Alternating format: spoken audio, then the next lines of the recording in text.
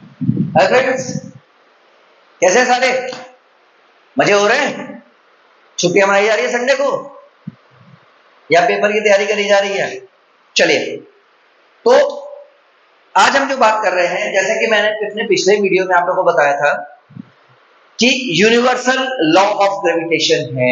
Universal gravitation constant होता है जो कि फिक्स होता है, एंड पूरे यूनिवर्स को जो अट्रैक्ट फोर्स या जो पावर चला रही है, that is the gravitation, that is universal gravitation.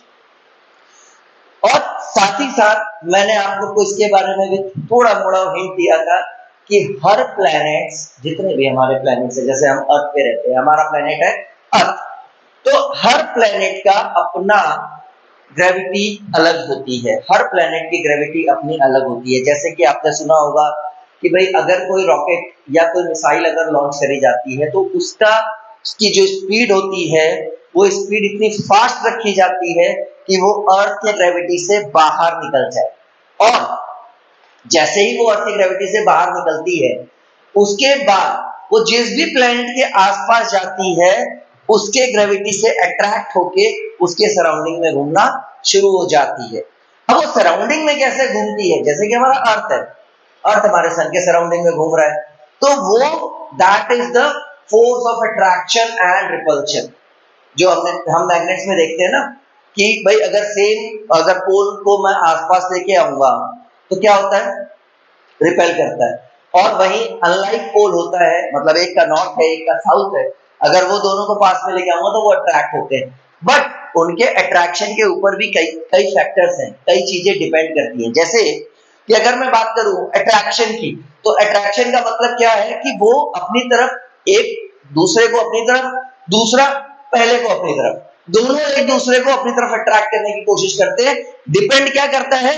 जिसके पावर ज्यादा है वो ज्यादा जल्दी अट्रैक्ट करेगा, जिसके पावर कम है वो कम अट्रैक्ट करेगा। बट एक पोजीशन पे आके अगर दोनों की पावर एक पोजीशन पे आके नलिफाइड हो जाती है तो वो वहीं पर घूमना शुरू कर देते हैं। अब जैसे अगर मैं बात करूं, दो लोग आपस में लड़ाई कर रहे हैं, ठीक है? कैसे लड़ाई? इन द सेंस जो हम कहते हैं ना, दोनों एक दूसरे का हाथ पकड़ के खींचते हैं, ठीक है? पुल एंड पुश वाला जो गेम अपना होता है। तो अब कौन किसको पुल कर पाएगा? तो सबको पता है कि जिसका मास ज्यादा है, जिसके अंदर पावर ज्यादा है, वो दूसरे वाले को अपनी तरफ खींच लेगा। ऐसा कोई कंपल्सन नहीं है कि मास ज्यादा है तो वो अपने आप को खींच लेगा, पावर के ऊपर भी डिपेंड करता है। तो जिसका पावर ज्यादा है वो उसको अपनी तरफ खींच लेगा।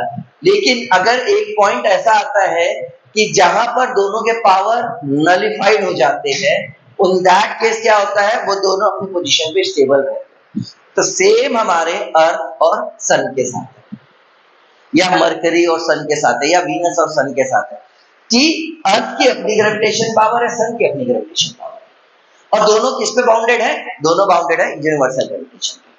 तो अर्थ की अपनी जो ग्रेविटेशन पावर है, अर्थ ने अपनी ग्रेविटेशन पावर लगाई अपने आप को रोकने के लिए सन के पास जाने से, और सन ने अपनी पावर लगाई अर्थ को अपनी तरफ खींचने पे। दोनों की पावर जहां पर नलिफाइड हो गई वहां पर उन्होंने अपना ऑर्बिट बना लिया और वो अपना वहां पर घूमना शुरू हो। तो सिमिलर चीज जो है ये मैंने आपको पिछली वीडियो में बताई थी। अब अगर मैं बात करूं कि हर प्लेनेट का अपना अलग ग्रेविटी होती है, ग्रेविटेशन फोर्स होता है जो कि किसी भी बॉडी को अपनी तरफ अट्रैक्ट करता है। जैसे कि एग्जांपल देता हूं, जो रॉकेट की मैंने बात करी, अगर उसकी स्पीड या उसका फोर्स इतना नहीं हो पाया कि वो अर्थ ग्रेविटी से बाहर चली जाए, तो क्या वो रॉकेट बाहर जा सकती है? नहीं। एक लेवल तक जाएगी एंड उसके बाद वापस अट्रैक्ट होके आ जाएगी अर्थ के सेंटर और क्रस्ट पे वापस आके खड़ी हो जाएगी। तो फोर्स इसीलिए ज्यादा दिया जाता है। अब जैसे आपने कोई बॉल फेंकी, अब वो बॉल ऊपर तो जाएगी, लेकिन कब तक जाएगी? जब तक आपका लगाया हुआ फोर्स उस पोजीशन तक पहुंचेगा जहां तक आपका फोर्स ज्यादा है और ग्रेविटी का फोर्स कम है। जैसे ही ग्रेविटी का फोर्स और आपका फोर्स नलिफाइड हो गया, वहां पर से आपकी बॉल रुक जाएगी एंड उसके बाद आपका फोर्स हो गया खत्म। अब चलेगा ग्रेविटी का फोर्स। तो ग्रेविटी जो है उसको अपनी तरफ नीचे की तरफ अट्रैक्ट करेगी। तो ये हम बात कर रहे हैं ग्रेविटी ऑफ अर्थ की। अब जैसे मून है मेरा, मून क्या करता है? Moon is the natural satellite, ठीक है, लेकिन वो हमारे अर्थ के चक्कर काट रहा है। भाई हमारा अर्थ जो है वो सन के चक्कर काट रहा है और मून जो है वो हमारे अर्थ के चक्कर काट रहा है। क्यों? कि मून की ग्रेविटी अर्थ की ग्रेविटी से ज्यादा है। इसीलिए बोला जाता है कि अगर आप अर्थ पे हो 60 kg के तो मून पे कितने रहोगे भाई? मून पे रहोगे सिर्फ और सिर्फ 10 kg, क्योंकि मून की ग्रेविटी जो है वो 1/6 है आपके अर्थ की, ठीक है। तो अब क्या है कि अर्थ की ग्रेविटी हम अगर निकालते हैं तो अर्थ की ग्रेविटी हम निकालते कैसे? तो सबको अगर याद हो, मैंने एक फॉर्मूला बताया था पिछली वीडियो में, वो फॉर्मूला है F is equal to capital G m1 m2 upon d square. ये फॉर्मूला याद है सबको जो मैंने बताया था? अगर आपने वीडियो देखी होंगी तो आपको याद आ जाएगा। तो ये जो मेरा फॉर्मूला है कि F is equal to G m1 m2 upon d का स्क्वायर है। D is what? D is what? D is the distance of the both objects. दोनों ऑब्जेक्ट के बीच में क्या डिस्टेंस है वो मेरा D बताता है, ठीक है। तो इससे अब हम क्या निकालेंगे? अब हम निकालेंगे कि जो हमारी अर्थ की ग्रेविटेशन है वो क्या है, ठीक है जी। तो अब ये हो गया मेरा फॉर्मूला। अच्छा, अब यहां पर हम दो ऑब्जेक्ट की बात कर रहे हैं, तो दो ऑब्जेक्ट कौन कौन से हैं? पहला ऑब्जेक्ट हूं मैं खुद, ठीक है, मास ऑफ जशवंत। दूसरा ऑब्जेक्ट है अर्थ, मास ऑफ अर्थ। अब जशवंत और अर्थ के बीच में अट्रैक्शन हो रहा है जिसकी वजह से मैं खड़ा हूं। भाई हम कहां पर है? अर्थ है हमारा इलिप्टिकल शेप का, वो जो कि हमेशा घूमता रहता है, लेकिन हम तो सीधे खड़े, हम तो नहीं घूम रहे। क्यों?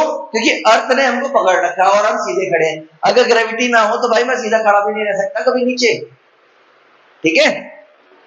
तो m of j mass of Jashwant and mass of earth. अच्छा, अब ये मैं कहता हूं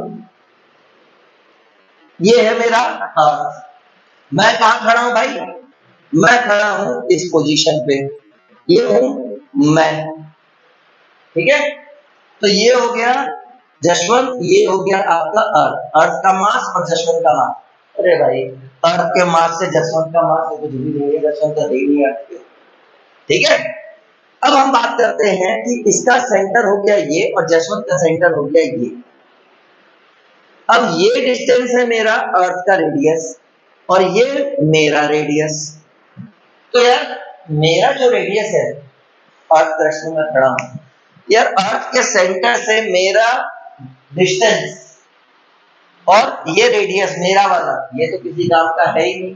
तो हम ये मानते हैं कि मेरा और अर्थ के बीच का जो डिस्टेंस है जिसको कि हम डी बोलते हैं, क्योंकि मैंने बताया था ये डी होता है centre of the two bodies के बीच का डिस्टेंस। तो भाई अर्थ के कंपैरिजन में मेरी बॉडी नाम मात्र है, तो भाई अगर मैं डिस्टेंस की बात करूंगा तो डिस्टेंस मेरा क्या हो जाएगा? d is equal to radius of earth, correct. अब फोर्स किसके ऊपर लग रहा है भाई? जशवंत अर्थ पे लगा रहा है कि अर्थ जशवंत पे लगा रहा है? तो भाई जशवंत के ऊपर फोर्स लग रहा है ना अर्थ से, तभी तो सीधा खड़ा है, नहीं तो उल्टा लटका होता आज के डेट में, ठीक है। तो हम यहाँ पर फोर्स किसके ऊपर लग रहा है? जशवंत के ऊपर। तो हम यहाँ पर क्या करेंगे? फोर्स इज इक्वल टू होता है हमारा mass into acceleration, correct. But यहां पर क्या है? यहां पर जो मेरा एक्सेलरेशन है वो क्या काम आएगा? क्योंकि एक्सेलरेशन लग कहां से रहा है? अर्थ से लग रहा है जो मुझे अपनी तरफ खींच रहा है। तो एक्सेलरेशन ड्यू टू ग्रेविटी लगेगी यहां पर। तो यहां पर मेरा बन गया जो F है, F को मैं लिख सकता हूं mass of Jashwant into what? Gravity of earth, जो हम बोलते हैं स्मॉल g। m इंटू जी होता है मेरा फोर्स, m इंटू ए मेरा फोर्स है, तो g हो गया gravity, gravitation due to acceleration या एक्सेलरेशन ड्यू टू ग्रेविटेशन, कुछ भी बोल सकते हैं। m j into G is equal to g M1 M1 मान लेता हूं जशवंत का है, M2 किसका है, अर्थ का है, D कितना है, R रेडियस, R का स्क्वायर कर देते हैं, RE का स्क्वायर। तो अब ये MJ से MJ कट गया, तो स्मॉल g कितना हुआ, capital G mass of earth upon radius of अर्थ का स्क्वायर। जब आप इनकी वैल्यूज को पुट करके इनको सॉल्व करोगे तो your g will be 9.8 metre per second square approx, मोटा मोटा 9.8 आता है, जिसको कि हम कभी क्वेश्चन को सॉल्व करने के लिए हम 10 भी बोल देते हैं, बट होता है इनका 9.8 metre per second square, metre per second square जो कि इनकी यूनिट होगी। तो अब कहने का मतलब क्या हुआ कि ग्रेविटी जो है वो किसके ऊपर डिपेंड करती है, mass of earth and radius of अर्थ के, क्योंकि कैपिटल जी जो मेरा है वो तो मेरा हमेशा कांस्टेंट है। तो ये तो हो गया ग्रेविटी ऑफ अर्थ। इसी तरह अगर अदर प्लैनेट्स का भी आपको निकालना हो तो अदर प्लैनेट का भी सेम लगेगा, बस उस प्लैनेट का मास और उस प्लैनेट का रेडियस निकाल के उसके स्क्वायर को कर दीजिएगा, आपका आंसर उसका भी निकल जाएगा, अदर प्लैनेट्स का भी।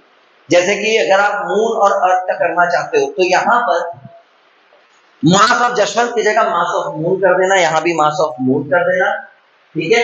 एंड वहां पर जो डिस्टेंस होगा वो distance radius of earth and radius of moon दोनों को ऐड करके उसका डिस्टेंस निकल जाएगा, तो आपका ग्रेविटेशन ऑफ मून भी, ग्रेविटी ऑफ द मून भी निकल सकता है, ठीक है जी।